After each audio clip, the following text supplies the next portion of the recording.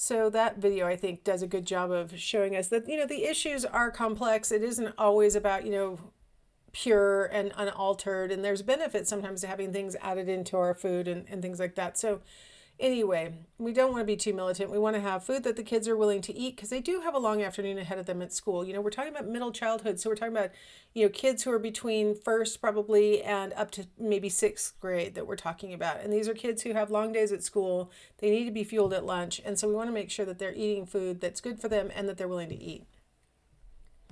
Other things that are social influences, the presence of snack machines. If you're a community college student, you probably, and maybe even some university students are surrounded by vending machines at school. Like of course, there's always the water ones. There's always some that'll sell you some water bottles. And then there are the soda ones. And then there are the ones that have actual snacks in them. And, they're tempting and they're easily accessible. And if you have either the cash that needs to go in the machine or sometimes kids have like cards that can go in there that are part of their allotment or whatever, it's really tempting to fill up on snacks. And, I keep telling you about the dark ages of my childhood. When I was in high school, we got a vending machine put in the locker room. And I was on the dance team, so we practiced from 7 a.m. till 9 a.m., 5 days a week. And when we'd get done, we'd be starving to death. And I would buy a package of cookies and Mountain Dew, and I'd go to my first class. That is not probably the healthiest thing, to be surrounded by a snack machine. Like, wouldn't it have been better if I'd had something in a brown paper bag or something that, or a little sack that I could bring that was from home that was maybe nutritious? Now, in my defense, I had eaten an apple and some instant breakfast before I went to practice, but I don't think that still makes up for the fact that I had cookies and a Mountain Dew before my first class. Like, that's not great. My parents didn't even really seem to care either. I guess they thought, well, you're healthy enough. It's all right. I don't know. It's just horrible. It's a horrible story. But hopefully one that a lot of you can relate to, that you also, possibly took advantage of the snack machines also. Food advertising. I mean, I was just watching TV before I started recording this, and there was an ad for something that is, that you buy on the outside already prepared, and it did look delicious. I got to tell you what, I was like, oh, maybe I want one of those. And in fact, I caved in a few weeks ago and bought something that I saw in an ad. It was from a pizza place, and it looked so good in the ad. And the good news is it was horrible in real life. It was awful. I didn't finish the whole thing. I was like, okay, I'm glad this is awful. I'll never order this again. It looked terrific, like so good, and then it was just awful. So sometimes the advertising is false anyway, but it makes you want those things, and of course they never advertise these decadent, fatty, high calorie. They don't ever advertise this with people who look like they may have been eating these for the past 10 years, too often. They always advertise it with somebody who looks like, this doesn't affect their figure at all, or their skin or whatever. And so it really drives home this message that, no, you can eat this. It's okay. This is good. Look, this beautiful, healthy person's been eating this. So there's just all these social influences around us that encourage us to eat in a bad way, unfortunately. The good news is that this period of life is a very healthy time. I mean, here I got this chart off of the National Health Statistics website, and its intention was to compare 2019 to 2020 because we had a lot of COVID deaths and things, and so they wanted to really, you can go through this web page and it shows you, excess deaths and stuff like that, but it shows us deaths by age group, and this isn't just COVID deaths. This is everybody. This is anybody who died in 2019 in the dark blue, anybody who died in 2020 in the light blue, and what you see is that the 5 years to 14 years, so it's not perfectly the middle childhood that we're talking about, but this age bracket that we're in right now is included in the lowest death per 100,000 of population. So for every 100,000 people who are between 5 and 14, less than 14 died in a given year, right? It's 13.4 in 2019 and 13.7 in 2020. So we'll just call it, 13 and a half per 100,000 people who exist in the U.S. who are 5 to 14 years old. 13 and a half of them would die in a year. As compared to, if you're 85 and over, 13,222.6 would die in 2019. So it's the absolutely lowest bars for death per year. This is a really healthy time. When children between the ages of 6 and puberty do die, they tend to be, accidents as the number one cause.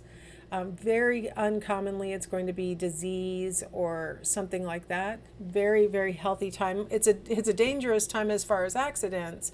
Drownings and car accidents and things like that are much more likely to kill a person between 6 and and puberty than any kind of illness or anything like that.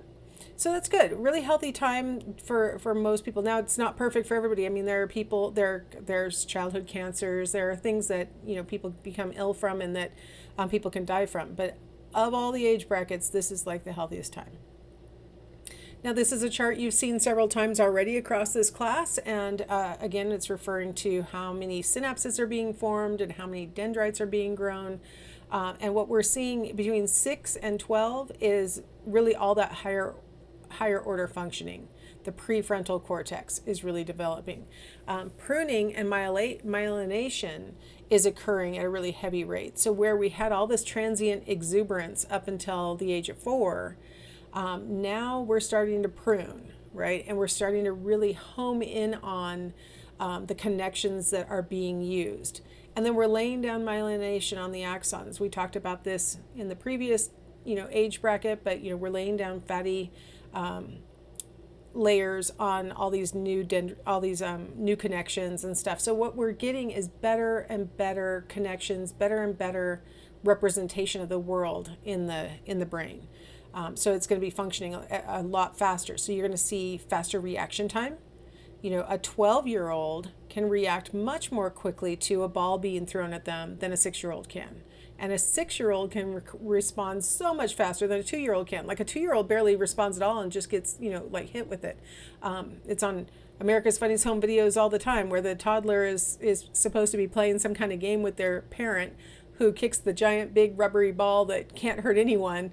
And the poor toddler, the 2-year-old, is like a sitting duck and just gets knocked off their feet because they can't react at all.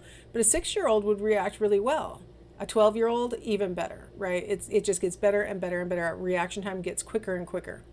Our thinking speed gets quicker and quicker over time. So we're going to have faster access to our memories. We're going to be able to solve a problem in our heads much more quickly as we age through this middle childhood period. I already mentioned memories. It's unfortunately, as we progress through middle childhood, it's going to become less and less likely that we could become a truly balanced bilingual. The evidence is suggesting somewhere around 8 is really where you get this dramatic cutoff, where anything after 8 is probably the second memory is going to be stored as memories. I'm just listening to what I just said in my head. The second language is going to be stored as memories, is what I meant to say. I don't know what I actually said. Prior to age 8, it's more likely that the second language would be organized together in the Broca's area where the person could actually produce the second language just as fluently as the first. After age 8, language is going to be more of a memory. And that means you're never going to be quite as fluent as you could have been if you had learned it when you were younger.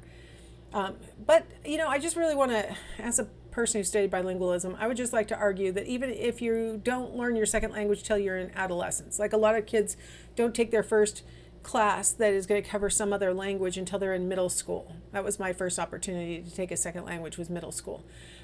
Even then, you have a lot of brain flexibility and you can get a lot of the basics stored as practically, at least, as fluent as your first language.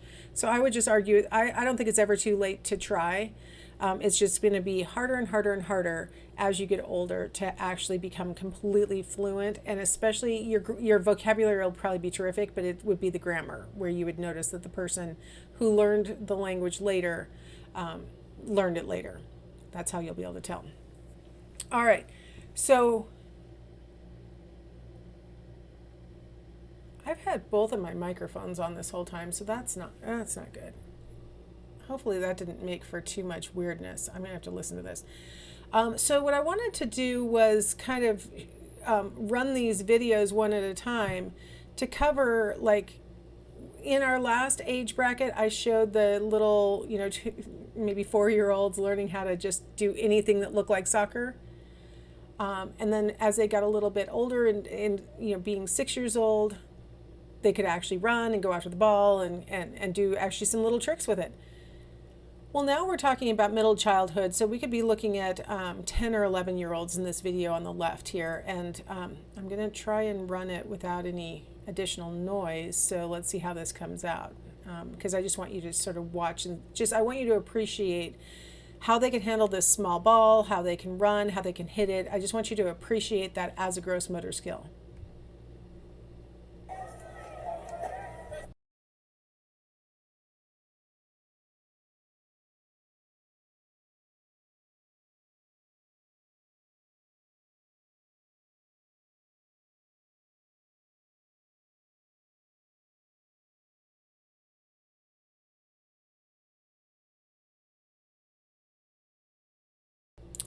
All right, so just the fact that they can throw the little ball and they can catch the little ball and the batter can take a swing at the little ball, like this is all enormous growth that they are displaying relative to what they could have done when they were 4 years old. At 4 years old, they would probably have been playing t-ball with no pitcher because they really don't have the gross motor skills to take a swing at a ball that's moving.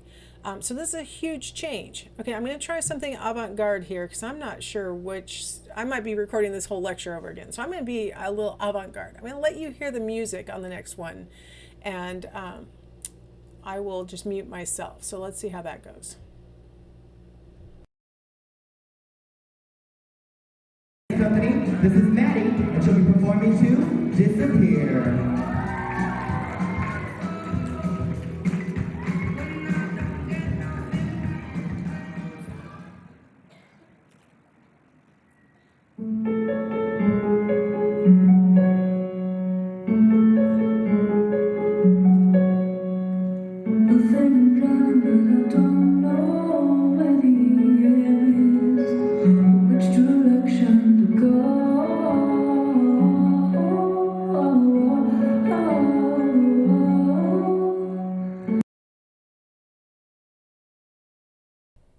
All right, so what we're seeing there is a 10-year-old little girl who is dancing like really well for a 10-year-old little girl, right? Like that's amazing.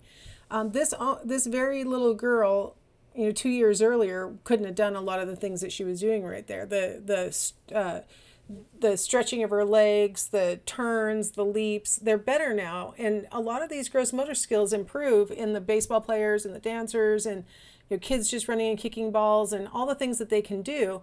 Playing dodgeball in 6th grade, right? Like that's a classic, isn't it? Why can we do that stuff? A lot of it is attributable to our increased reaction time, right? I said increase, but our improved reaction time. Part of it has to do with our perceptual speed. So now we can watch a ball while it's moving and swing our bat to try and hit it. I mean, these are enormous changes and giant improvements in their skill set. Now, of course, they're not, none of these kids are going to be professionals right now or make the college team or something right now. But boy, have they improved compared to what they probably could do 5 years earlier. So that's what I just really wanted to emphasize with these examples. So our improvements are probably due to continued myelination, more and more synapses joining up and allowing neurons to communicate directly with each other. And then practice, experience. I think we could argue that not all 10-year-old little girls could dance like that little girl that I just showed, right? I mean, she's been practicing. She has a lot of experience. She's been doing this for a long time. I think she says she started dancing when she was like 3. I can tell you what she was doing when she was 3 was probably not much dance, right? She was probably learning the words for things, doing a little bit of movement, but her gross motor skills weren't very good. And then year by year, with more practice and more experience, she gets to the point where she's 10 years old and she can dance really well. Or these boys have probably been throwing balls and playing some form of baseball for years and years. And so now here they are with practice and experience that has helped to really determine which synapses need to form, right? Practice and experience helps to tell the brain what connections to make. These are the ones I need because these are the ones I'm using. So all of it works together to produce this improvement in the gross motor skills.